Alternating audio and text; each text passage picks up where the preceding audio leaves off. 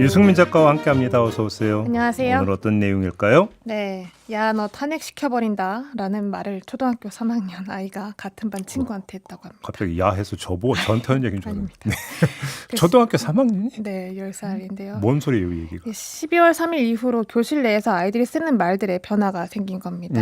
가장 먼저 정보를 접하는 채널이 유튜브인 건데 흡수는 빠르지만 정확한 의미가 뭔지 제대로 배우지 못한 상황에서 이제 가볍게 오용되고 있는 건데요.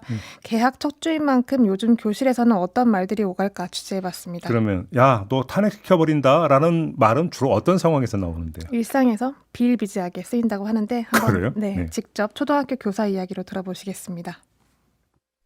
애가 뭐 잘못했을 때, 실수나, 그랬을 때, 넌 탄핵이야, 뭐 이런 식으로 이제 하는 거죠. 좀 장난스럽게 많이 써요. 정확한 의미나 이런 것을 알고 사용할까, 그리고 이게 얼마나 엄중한 것인지를 아이들은 알까, 이런 좀 걱정은 되더라고요. 대부분 수업을, 뭐 학교에서 수업을 듣는 거나 이런 걸 하지 못했을 테니까요.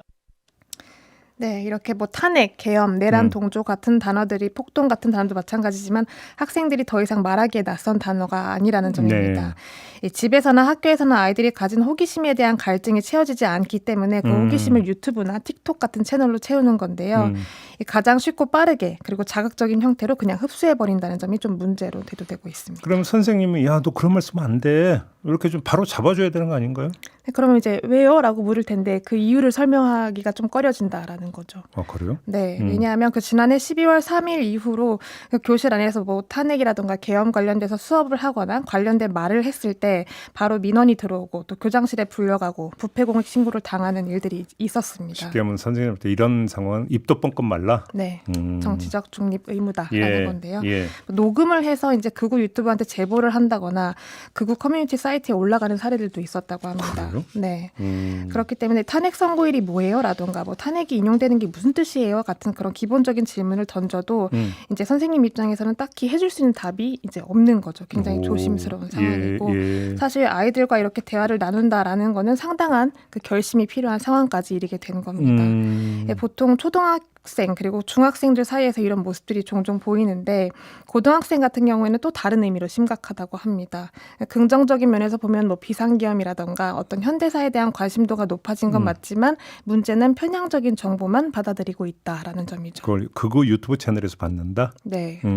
그 지난달에 한 고등학교 축제에서 신남성연대 배인규 대표가 축사를 했다라는 보도가 있었는데요.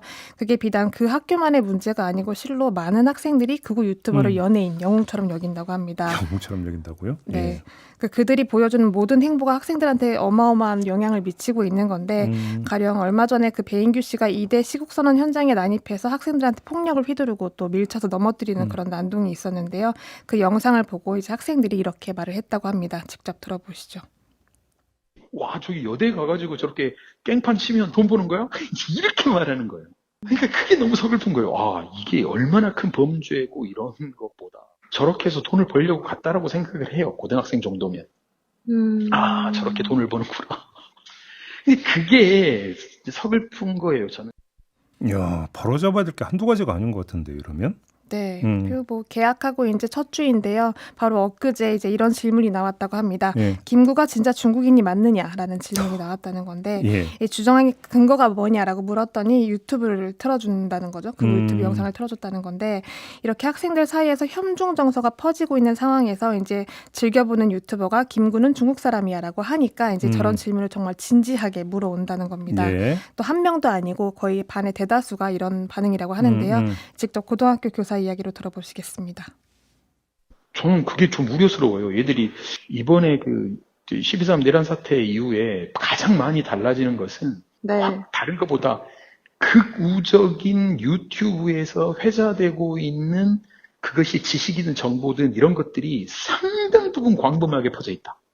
선생님들이 지금 처음에는 무슨 헛소리하고 있냐 이렇게 넘어갈 수 있는 사안이 지금은 이건 아닌 것 같은데 이건 너무 심한데 이런 식으로 지금 가고 있는 거죠. 네. 네, 사실 그 12월 3일 이후에 정말 많은 일들이 벌어지고 있고 매일같이 그 혼란스러움이 가중되고 있는데요. 동시에 의문이 드는 대목이 있다면 학생들이 지금 이 상황을 어떻게 이해하고 받아들일까라는 지점입니다. 네.